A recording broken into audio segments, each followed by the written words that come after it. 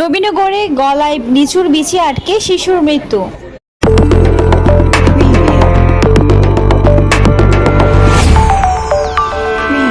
Nurnagar news, সময়ের সাথে সত্যের পথে। ব্রাহ্মণবাড়িয়ার নবীনগরে লিচু খাওয়ার সময় বিচি গলায় আটকে আবু বক্কর ৩ নামে এক শিশুর মর্মান্তিক মৃত্যু হয়েছে।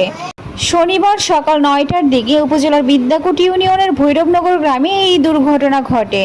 নিহত শিশু আবু বক্কর বিদ্যাকুট গ্রামের মোহাম্মদ তারেক জিয়ার ছেলে। ঘটনার সময় সে তার নানার বাড়িতে ভৈরবনগর বেড়াতে গিয়েছিল।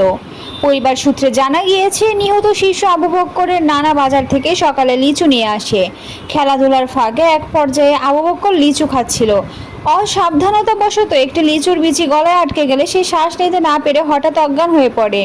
তাৎক্ষণিকভাবে পরিবারের সদস্যরা প্রথমে স্থানীয় চিকিৎসকের কাছে নিয়ে যান। পরে অবস্থা গুরুতর দেখে শিশুটিকে ব্রাহ্মণবাড়িয়া জেলা সদর হাসপাতালে নিয়ে যাওয়া হয়। সেখানে কর্তব্যরত চিকিৎসক তাকে মৃত ঘোষণা করেন। হাসপাতালের চিকিৎসকরা জানান, শিশুটি হাসপাতালে পৌঁছানোর আগেই মারা গিয়েছে বলে ধারণা করা যাচ্ছে।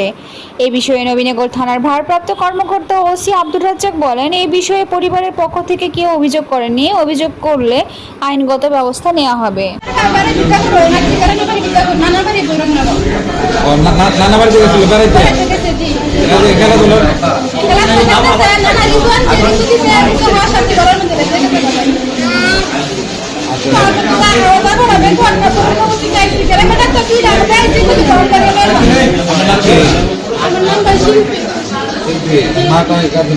মা